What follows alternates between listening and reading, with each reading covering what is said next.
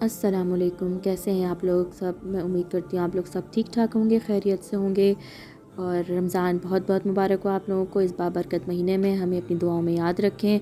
और इसके साथ ही आपके लिए एक बहुत ही ज़बरदस्त सी फ्राई आइटम लेकर आई हूँ, जो कि बहुत ही मज़ेदार आलू के जो बॉल्स हैं वो बनाए हैं मैंने।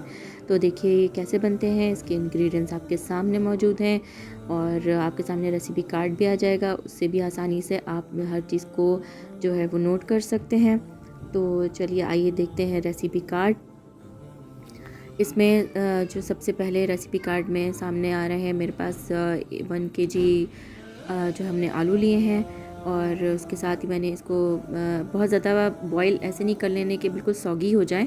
आप इनको ऐसे करें, फोक से आराम से ये हो रहे हैं, मैश हो जाएंगे। और फिर आप हाथों की मदद से भी इसको मैश कर सकते हैं। बिल्कुल अच्छी तरीके से हमने मैश करना है, कोई भी इसमें लम्स वगैरह नहीं रहने चाहिए। फिर इसके बाद आप इसमें ये सारे मसाले ऐड कर लें। ये बहुत ही मज़ेदार और चटपटे से बनते हैं।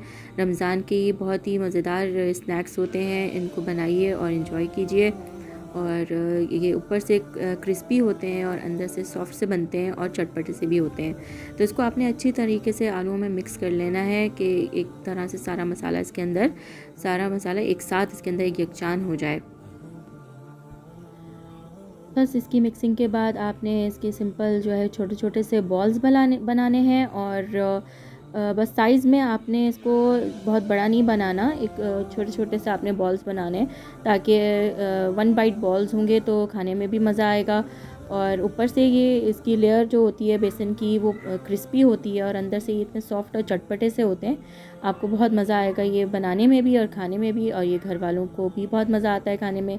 और ये देखिए 1 किलो आलू से ये कितने सारे बने। और ये देखिए अब इसके साथ जो बेसन की जो कोटिंग करनी है, उसके इंग्रेडिएंट्स बहुत ही सिंपल हैं। 2-3 चीज़ें डालनी पड़ेंगी, ज़्यादा कुछ भी नहीं है। और चलिए आइए इसकी कोटिंग तैयार करते हैं। और इसमें नमक है, हल्दी है और लाल मिर्च है। हल्दी सिर्फ कलर के लिए ऐड की होती है, अगर नहीं डालना चाहे तो आप स्किप कर सकते हैं। पानी हस्बे ज़रूरत डाल लें जितना आपको चाहिए। और मैंने थोड़ा लिया था आधा ग्लास, फिर उसके बाद मैंने थोड़ा और लिया। तो ग्रेजुअली आप इसमें पानी थोड़ा थोड़ा ऐड करें। बिल्कुल पतला सा बैटर भी नहीं होना चाहिए, बहुत गाढ़ा भी नहीं होना चाहिए। तो इसकी कंसिस्टेंसी आप चेक कर लें कि किस तरह की है, कि कोटिंग अच्छे से होनी चाहिए। मोटी मोटी सी लेयर अच्छी नहीं लगती। और आप चाहें तो फोक के ज़रिए से भी कर सकते हैं और अपने हाथों की मदद से भी कर सकते हैं इसकी कोटिंग।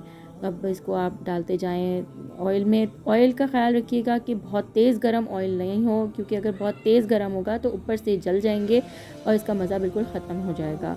तो आपने इसको बिल्कुल लो टू मीडियम आंच पे रख के इसको बनाना है। और ये देखिए किस कदर मज़ेदार से इसके ऊपर से कलर भी आ रहा है और ये बहुत ही मज़ेदार बने थे।